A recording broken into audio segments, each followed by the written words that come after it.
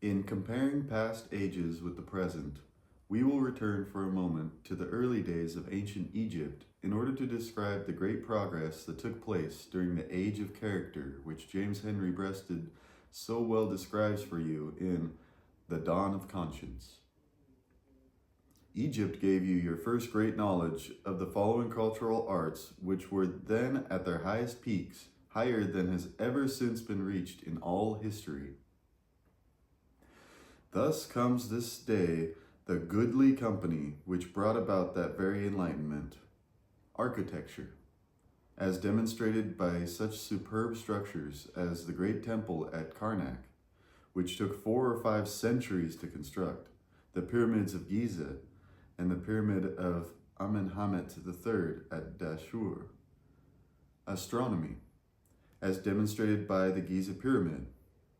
These ancient men of thousands of years ago knew the position of the North Star and the rate of speed at which it traveled per year, and built us a long stairway from the opening to a hole in its side through which men of even this century could view it. Mathematics, as demonstrated by their measurements of the Earth's circumference and diameter with such accuracy that it enabled them to make the first calendar. It also enabled them to place the faces of the pyramids at such angles as to make them in accord with the orbits of the Earth around the Sun. Sculpture, as demonstrated by such superb stone and bronze sculpture as the portrait of Amenemhat III, carved ivory plaques depicting Egyptian divinities from the Hebrew temple at Samaria, and the black granite stone head of Ptah of Memphis. Poetry, as demonstrated by such superb poetry as the following, which James H. Breasted quoted in his great writings. The corruption of men. To whom do I speak today? Brothers are evil. Friends of today are not love. To whom do I speak today? Hearts are thievish. Every man seizes his neighbor's goods. To whom do I speak today? The gentleman perishes. The bold-faced goes everywhere. To whom do I speak today? He of the peaceful face is wretched. The good is disregarded in every place. To whom do I speak today? When a man should arouse wrath by his evil conduct, he stirs all men to mirth, although his iniquity is wicked. To whom do I speak today? Robbery is practiced. Every man seizes his neighbor's goods. To whom do I speak today? The pest is faithful, but the brother who comes with it becomes an enemy. To whom do I speak today? There are no righteous. The land is left to those who do iniquity. The capstone of all Egyptian poetry was the Psalms, which were passed down through the centuries and were later accredited to King Solomon. This is the most beautiful book in your Bible. Let us look. Egyptian Psalm. Bright is the earth when thou risest in the horizon, when thou shinest as autumn by day. Thou drivest away the darkness, when thou sendest forth thy rays. The 2 lands, Egypt, are in daily festivity. Men waken and stand upon their feet. When thou hast raised them up, their limbs bathed, they take their clothing, their arms lifted in adoration to thy dawning. Then in all the world they do their work. Bible version, Psalm 104, 22, 23. The sun ariseth, they get them away, and lay them down in their dens. Man goeth forth into his work, and to his labor until the evening. Universal creation, Egyptian Psalm. How manifold are thy works! They are hidden before men, O sole God, beside whom there is no other. Thou didst create the earth according to thy heart. Bible version, Psalm 104, 24. O Lord, how manifold are thy works! In wisdom hast thou made them all. The earth is full of thy riches. We cite these because that early civilization was the first to believe in and speak of the one God, which no other civilization since then has until the present one. The Ten Commandments have not been observed during the thousands of years since this Egyptian age of character, but a few of you keep struggling in service unto that one God, and we humbly acknowledge your service. In those days, if a youth offended his father, it was never because of crime, but because of unrighteous thinking.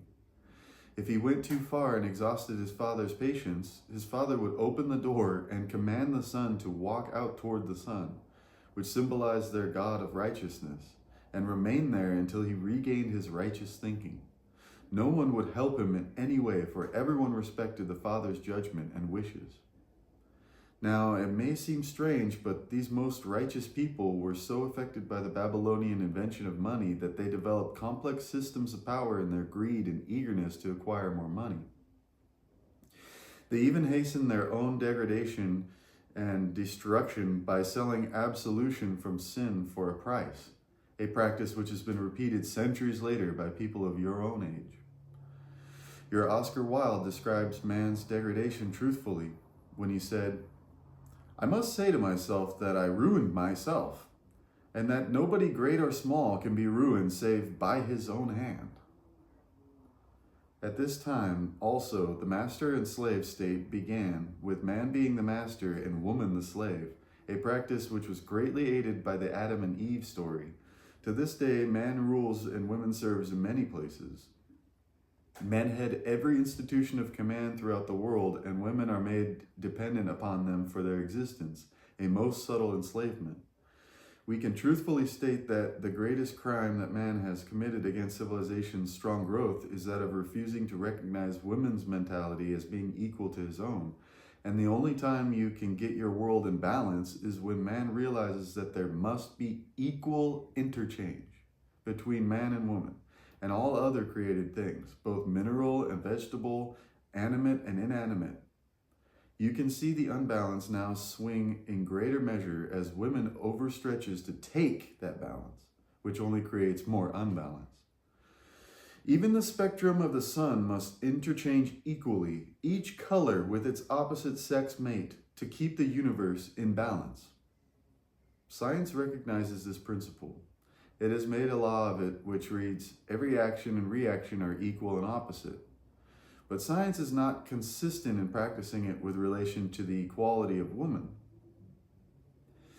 One of our main purposes in giving this information is to give you the science of this two-way universe, which is expressed in every department of creation through the equal male-female principle. This unbalance causes more friction and hatred of one sex for another than all unbalances. The world will destroy itself by its own hand unless it reverses its practices and gives equal mental recognition of one sex with the other.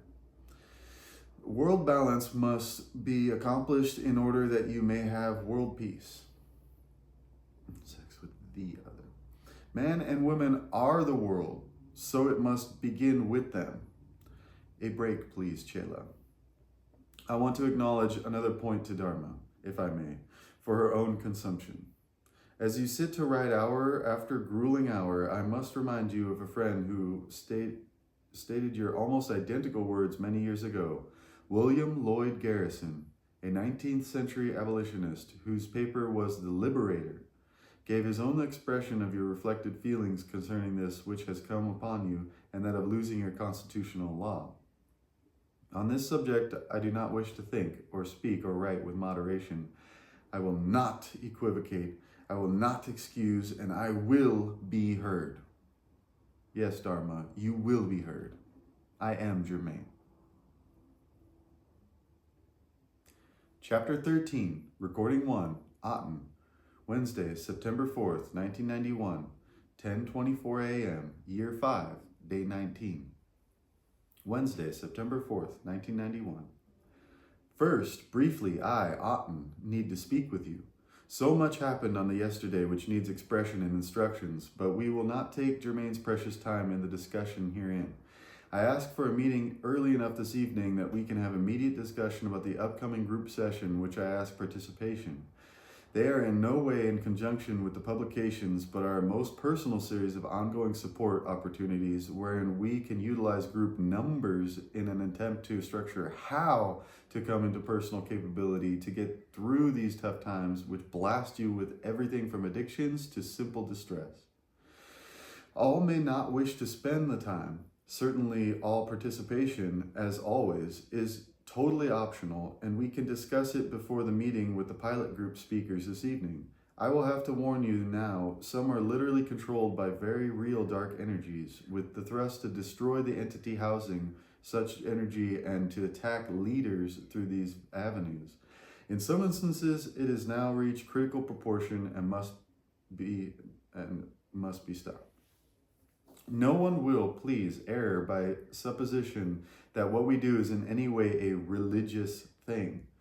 It will be equated more appropriately to alcoholic, overeaters, drug, etc., anonymous, addiction handling, with the 12 steps expanded and with the assistance more in-depth tools. The full intent is to set up a working guideline with the tools, and then they can be available to all, anywhere. If mankind cannot find his balance in this evil-infested world, what we do otherwise is quite hopeless, for the individual is binded by the shackles of daily bombardment and depressed hopelessness. Gun control? I thank Orion for sending a couple of articles in support of what I have been telling you. 1. AP. Federal agents arrested hundreds of people in firearms charges Thursday in a nationwide roundup of what one official called the cream of the crud behind violent crime. Many could face prison terms of at least 15 years for violating federal gun laws. This is just for failure to have proper registration, said Stephen E. Higgins, director of the Bureau of Alcohol, Tobacco, and Firearms. The Bureau said 425 people have been arrested by 4 p.m., and the total was expected to exceed 600. This is the real beginning of the end, dear ones. It is now in many states, and this is where the show begins, illegal to have any unregistered handguns and many classifications of rifles. Moreover, the forces will begin with known criminals so they can show you the people they are of good intent. No, it is to sucker you in, and you will hand over all methods of self-defense very, very soon. Now try this one and see how many of you become ill. Police seize firm, sell it back. Rocky Mountain News, Sun, August 25th, 1991, Edgewater, Colorado. Edgewater pawn shop owner accused of not filling out paperwork, ordered to pay $50,000. Edgewater police closed the business of a man accused of violating a law by not filling out paperwork properly, then demanded he pay them $50,000 to get his business back. The seizure of Sheridan Trading Post and Pawn Shop, 2495 Sheridan Boulevard, has raised questions about Colorado's asset forfeiture laws and has sparked accusations that police harassed a business that didn't fit the plans of Edgewater's city government. On May 17th, a team of armed examiners led by Edgewater Detective Mike Merchase entered the business, which police suspected of being a fencing operation. Police were armed with an asset forfeiture order, signed by Jefferson County District Judge Tom Woodford. It declared the shop an ongoing criminal activity and a Class 1 public nuisance. The officers boarded up windows, seized cash, checkbooks, and merchandise, padlocked the doors, and kicked out owner Dean R. Porter, 59. But when police examined the business, they found no evidence of fencing. In fact, Merchase said his squad wasn't even looking for stolen property because Porter wasn't accused of dealing in stolen goods. Instead, he was accused of improperly filing the report pawnbrokers must make to police on loans and purchases. It was for criminal violations of the reporting procedure, said Officer Merchase. But Tom Ledebrand, the deputy district attorney in Jefferson County who handled the asset forfeiture case, insisted that the case against Porter was a serious one. It wasn't a single isolated incident, he said.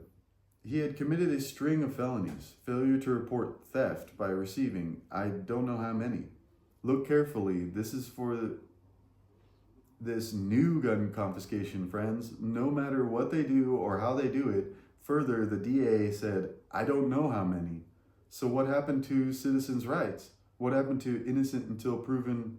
You are likely next.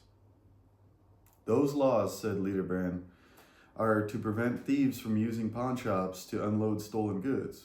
No criminal charges have been filed, however. Jefferson County Deputy District Attorney Joseph Gilmore said he was still reviewing files. But Porter said the incident has already cost me what I spent most of my life working for. The confiscated goods, both from his pawn shop business and his separate gun business under the same roof called Dean's Firearms, were worth almost $500,000, the largest seizure in Edgewater history. Under Colorado's asset forfeiture laws, authorities may seize the assets of suspected criminal enterprises without proving crimes or even making formal charges. Suspects must go to court to win back their possessions by proving there were not ill-gotten gains. Law enforcement agencies get to keep what they seize. After the raid, Edgewater and Jefferson County authorities offered to settle the case by giving Porter back his business in exchange for $50,000. Originally, police didn't want cash. Instead, they presented Porter with a lengthy list of items they wanted from his pawn shop, including guns, ammunition, tools, and photo and office equipment. He refused and considered fighting the seizure in court, but on June 7th, with his bills mounting and on the advice of attorneys, Porter compromised. I agreed to pay them $50,000 for the keys, promised not to sue them, agreed to move out of Edgewater and not open another pawn shop in Jefferson County for 5 years, he said. In court documents, the authorities described the agreement as judicial economy. It was extortion, Porter said. The seizure is the first police confiscation of a pawn shop under the asset forfeiture provisions of Colorado's public nuisance law, said Howard Mendelson, executive director of the Colorado Pawnbrokers Association. That law is normally used to close drug houses, prostitution houses, or similar nuisances and confiscate them as the fruits of illegal activities. The seizure also may be the first time Colorado police have confiscated a building and property because employees failed to fill out paperwork correctly. I've never heard of such a thing as this, said Mendelson, who helped write state reporting statutes for pawnbrokers. It sounds like a fairy tale. How do they justify taking a man's business over something like this? This story goes on for another couple of columns, but I think you get the picture. Accidental that it came on the very day that Bush had this gun sweep by breaking and entering without warrant? You see, a state doesn't even need restrictive gun registration laws to invade and seize. Remember that in the case above, the $50,000 was in addition to the over $500,000 in confiscated goods. Well, where are all those attorneys and judges who stand up for the law? This man could not find an attorney who could take his case, and he had funds left to fight the case. If you, America, don't need a constitutional law center, then I cannot imagine who does. Legal shenanigans. Update on the Dharma Oberle property case. After already into the case by hundreds of thousands of dollars, a lot of it your own taxpayer RTC money to the little slime sucker who represents the opposition, yesterday morning was another hearing to insist that he, SH, accompany a photographer through D&O's dwelling to make sure they haven't trashed it.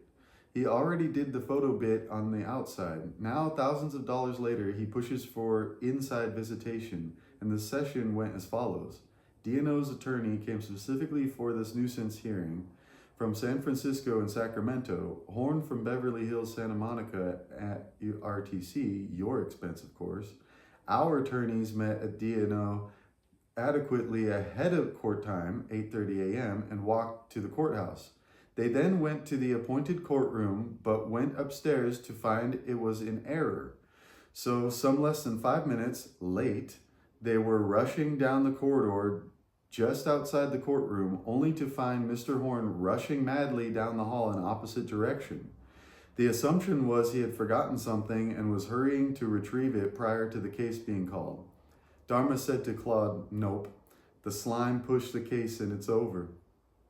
"No, he couldn't do that," was the reply. Scott halted Horn long enough to actually serve papers in pocket to Mr. Horn, who accepted it with comment and rushed on. Once in the courtroom, all took their seat prepared to wait for Horn's return. Dharma said, "He won't be back. He is halfway to LA by now." So more waiting. Then Scott inquired of the bailiff if the case had perchance been called, and he indicated yes. Nothing was happening in the courtroom, nothing being heard, etc. Scott asked permission of the judge to inquire regarding the case. The judge said Horn was rushed, and since no one was here for O&D, that he had to rule by default in favor of Mr. Horn, with sanctions. He said, "If you can return Horn to this courtroom, I will hear the case." Of course, no Horn. Back to the courtroom, where the encounter in the hall was relayed to the judge, who said that was improper, that Mr. Horn, as an officer of the court, was obligated to acknowledge presence and return to the courtroom. So another search was made for Horn, missing of course, like the 13th Amendment, while I'm sure Mr. Horn recited his Kol Nidre vows to lie, cheat, and steal. Back to the courtroom, and this time to ask the bailiff if he had been asked to step outside to check on lawyers or clients. Bailiff said no, because the judge had asked Horn if he'd seen you outside. Mr. Horn said no. Now I'm going to tell you the punchline that these ones don't yet know. Stephen Horn saw the group enter the building and go up the escalator toward the wrong courtroom and rushed like mad to the proper place where he could be first heard. I repeat, America, you are in desperate circumstances. There is nothing the adversary will not do to stop you, the people. God help you all to see and hear. Well, what will you do? You keep on going on for as long as you can breathe. We can get the law center going and get some lawyers of honor working for you, but they cannot do it without living also, even though they are willing to do it at rock bottom costs. You will have to help, dear ones, and appreciation is great unto you who have done so. The remainder of yesterday was spent with ones on the subject of the Constitution and to make the next move in the legal aspects. This time on taxation unconstitutionally, but it is a mammoth chore at best. All groups must harness power of unity, for as you can see herein, it has begun. The Disarm Americans is underway. It has nothing to do with crime. It is an all-out attempt to disarm America and abolish your Constitution. Now, precious ones, you're going to face facts and truths, or you are not going to salvage freedom. I know not how to cause you to see and hear that it is you who is at stake. The Antichrist God of the eons of prophecy is upon you, and enslavement and terror are at your very door, your own door. This is a play for total control of your world. Revelation. I'm going to quote you something from the book of Revelation, and in reading it, keep in mind all of our lessons, including the term Jew as being only a reference since the late 1700s. You ones had best begin to face facts that the evil adversary has stolen the Judean heritage and taken the birthright of the very Hebrew people. Today you are faced with total evil of ungodly beings. Revelation 2:9. I know how much you suffer for the Lord, and I know all about your poverty, but you have heavenly riches. I know the slander of those opposing you, who say they are Jews, the children of God, but they are not, for they support the cause of Satan. Revelation 3:9. Note this. I will force those supporting the causes of Satan while claiming to be mine, but they aren't, they are lying, to fall at your feet and acknowledge that you are the ones I love. There is no way that I can stress the urgings to read and reread that which is called Revelation, for each time you do, with petition for my clarification, shall you see the truth. Most was not tampered with in the book of Revelation, for none of the scholars who changed the books of what you call the Bible knew and understood John's prophecies well enough to change it. What they understood, they did change, but you will not find these passages spouted from the local pulpit in truth.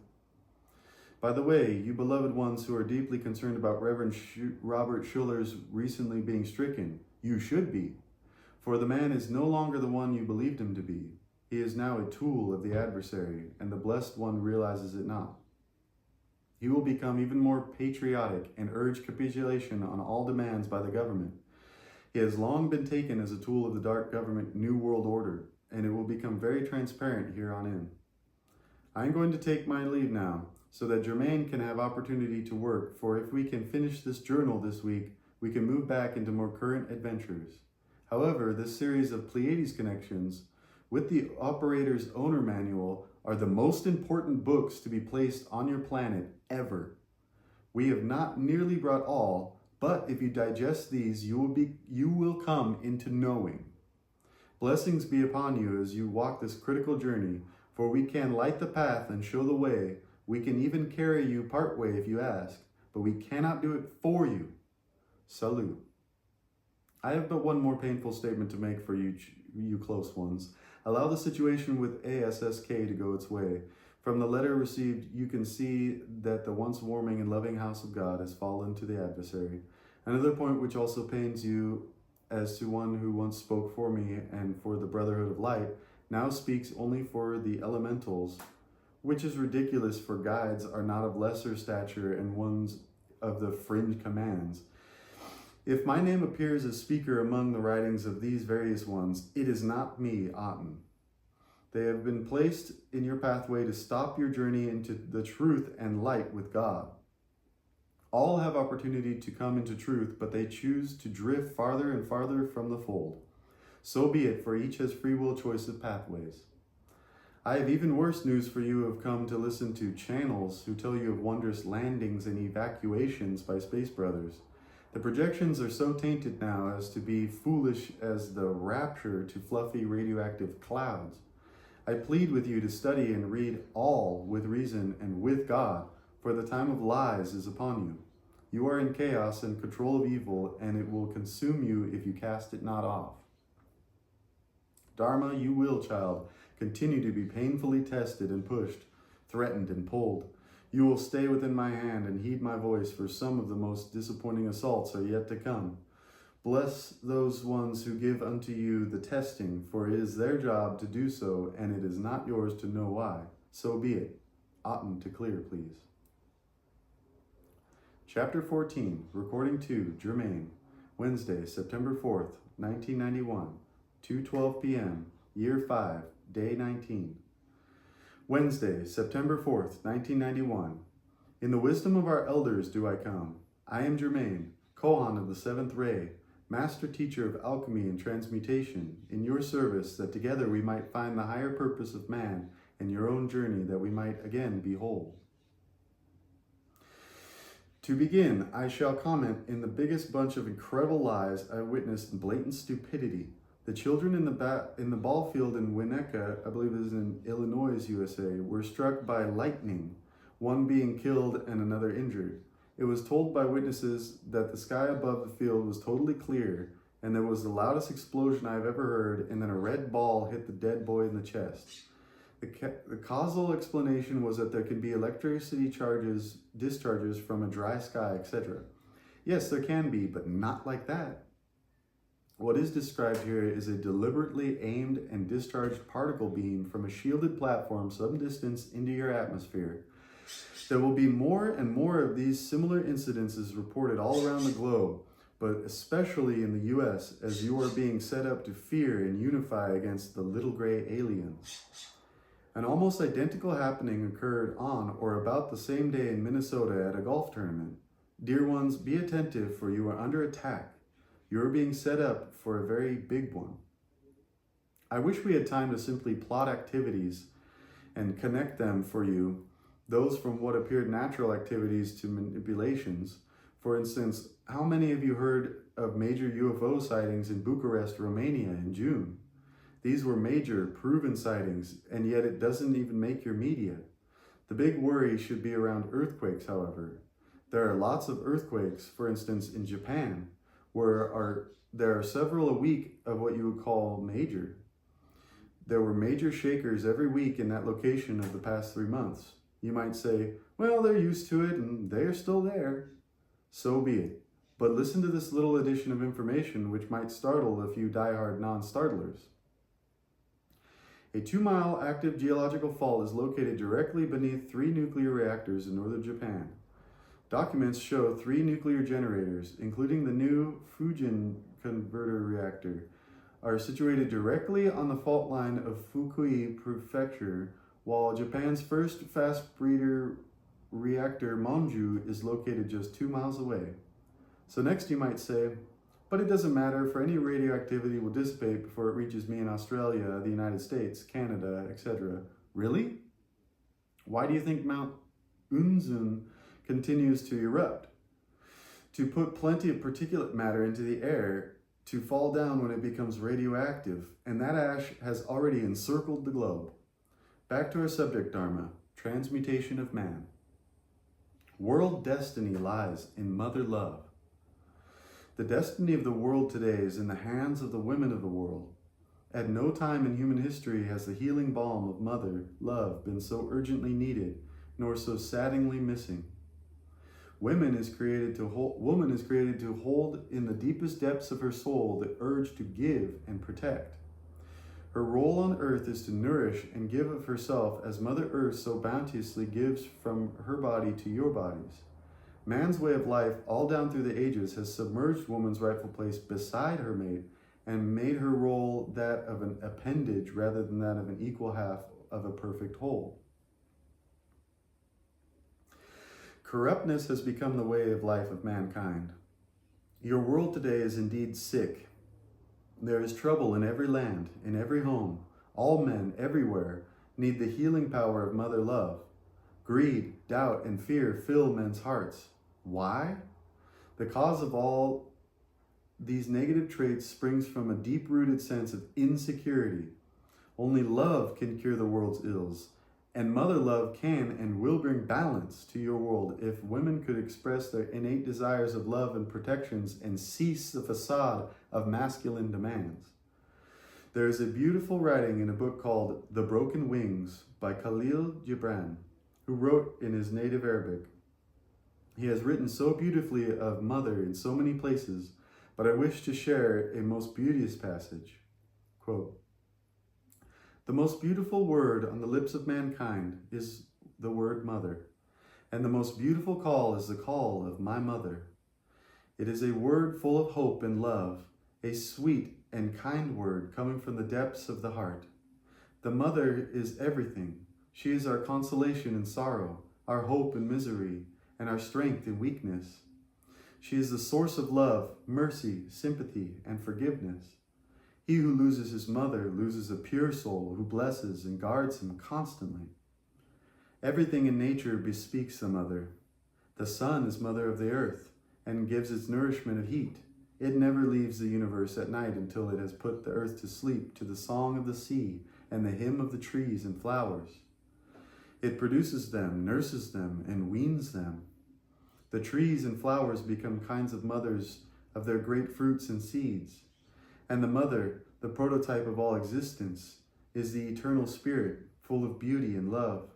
The word mother is hidden in our hearts, and it comes upon our lips in hours of sorrow and happiness, as the perfume comes from the heart of the rose and mingles with clear and cloudy air." Again, hung up on reincarnation.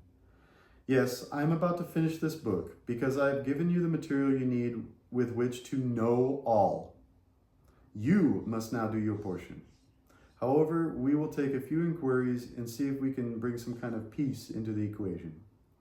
The big question is always, if I have lived before, why do I not remember who I am or who I was in another lifetime? I must always start by reminding you that your body is not you.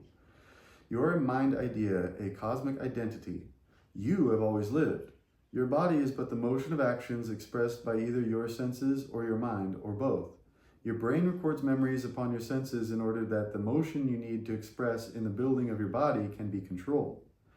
When your body wears out, your brain memories wear out with it, but they record those memories in the inert gases which constitute the seed.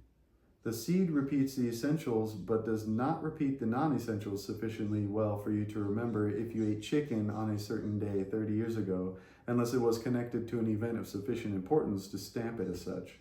For instance, almost dying by a chicken bone in the throat. Things of importance are never forgotten, however. When you see a baby trying to hold onto his father's hands, as the father lifts it, that's an atavistic memory of the period when humans had to live more or less in the open. Memories and instincts are indelibly carved upon the memory of the seed and are reproduced in reincarnation after reincarnation for millions of years. It is important that one remembers things upon which his life and growth depend, but it is of no importance whatsoever that he remember that he was once John Jones of Boston, or that the wind blew from the northwest on his wedding day of 3,000 years ago. Nature has her way of recording these memories in the seed for future experiences. One of them is to record it in the body cells themselves, as though each one had a little brain of its very own. This is what is known as cell memory. It means that each little particle of the body knows its purpose in a body. Your body could not live and grow without that provision of nature. This you should understand. If, for example, you want to walk, you have to order your body to act for you. Every little part of your body is continually acting and doing its work. If you do not tell it to do it. If you cut your finger, you do not order the cells of your body to heal it. They do it themselves. They are mind-centered as you are. Cell memory of their purpose is recorded in them, and they obey orders just as your whole body obeys you. There are 100 functions of your body that you do not know about. There are mechanical functions that you give no thought to. They work automatically without receiving orders from you. They receive orders from themselves, however, and those orders from cell control are memories of thousands of reincarnations which have passed one generation of memories to another.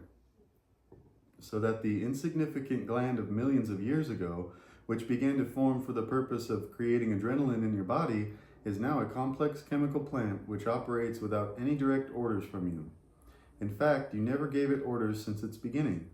You desired it as a body need, and your desire created it. Then your body remembered it and has repeated it millions of times. Those essentials of life are what you remember from incarnation to incarnation, not that you lived in Ohio under some name or another at some other time. These memories can be brought back into consciousness, but why? You are to learn from this experience of this encounter with the physical experience itself. Now consider the cell memory of a spider who gradually learned how to build a web in order to catch food. Each new generation of spiders is not taught how to make a web. It is a necessity of their existence, so it is interwoven into the cell memories of millions of incarnations. Each new reincarnation adds to its proficiency, and the new efficiency is added to the seed and imparted into the next body as cell memory. Each time an adjustment comes to the environment, the needs of the being are implanted into the seed, and this is often the end result called natural selection. This actually should prove reincarnation, for it is inconceivable that a full-grown species of any form of life could be spontaneously created in one short generation.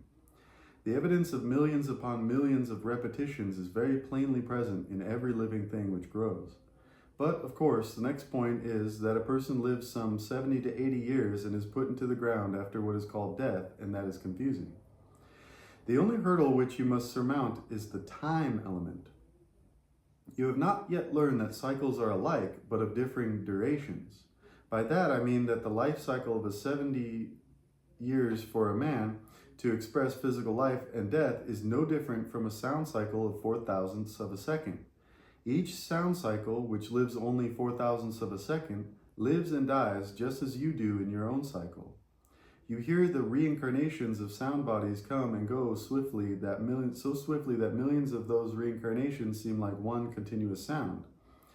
There are rest periods between realizations which balance the action periods. The interval is always in balance with the action. All thinking energies birthed into the physical form are shrouded by the forgetting. What then comes to happen is that after many generations, the very source is forgotten. It is not just a time of remembering who you are, but that which you are, and that which is your civilization and relationship with God.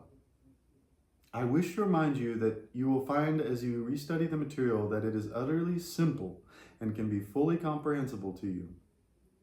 Do not say, even for a moment, that it is over your head or that you cannot understand it. You must think it over and over again, then meditate upon it until what you now read with your senses you will gradually know. It will become a part of you. The more you turn into thinking cosmically instead of sense physically, the more you find yourself using God's mind as your own mind and God's hands as your hands. That is exactly the way that it must be. I go over a few points to emphasize a second time the important points to hold in mind. If you can add up to 9 or realize that you breathe inwardly and outwardly from a balanced center within you, you can understand the workings of the most complex phenomena in all nature. We must accentuate the fact that God never allows more than half of 9 for any action of man or nature. That 1/2 of 9 belongs to creation. That 1/2 is the limit of man's or nature's free will, or for man's and nature's bodies to mature to their maximums. The other half of the 9 belongs to God. That which he gives must begin to be re-given in the reactions to actions. God creates all elements of matter in his own image, perfect, out of which all nature and man create their bodies and their lives and desires in their own image. At maturity, which is 4.5 of the 9 of creation, nature and man must begin to re-give their bodies, their desires, and their lives back to God for another lesson in life. This process continues with all nature and man as long as his planet will sustain life or until man has fully become one with God. We call that process evolution, but God intends it as a school of many classes from which all will graduate when they have learned how to manifest the idea of themselves as that idea exists in God's mind. There's a basic thing which all those who desire to attain supremacy must place in first their behavior, themselves, and their fellow men. That is, that every action and reaction are inexorably followed by their effect, or product, and this third attribute to motion is what continues creation into infinity.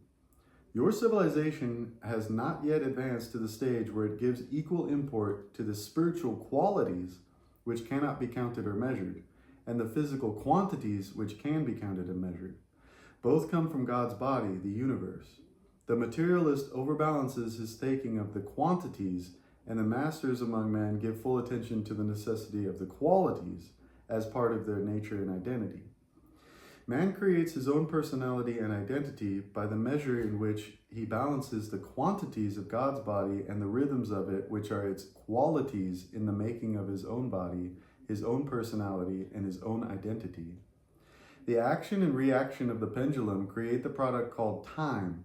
They balance and thus extend creation into infinity. Man bargains. One takes more and gives less. Thus man's world is threatened with extinction by man. The basic 3, which cannot be added to or subtracted from, is referred to as the Divine Trinity. The Divine Trinity exists of God, the undivided Father-Mother of creation, and the 2 divided Father-Mother pairs which constitute creation. There is nothing else in the universe, for this is the principle of light wave, which man calls electric current. Creation consists only of light waves. God creates only sex-divided father and mother bodies by dividing his thinking. Father and mother bodies unite their sex conditions to create other father and mother bodies. There is naught else in all the universe. I would like to leave this message off at this point, for I ask that you ponder upon this information. Thank you, Dharma, for your service and blessings flow upon all you who seek. For you shall be given to find. I am Germain.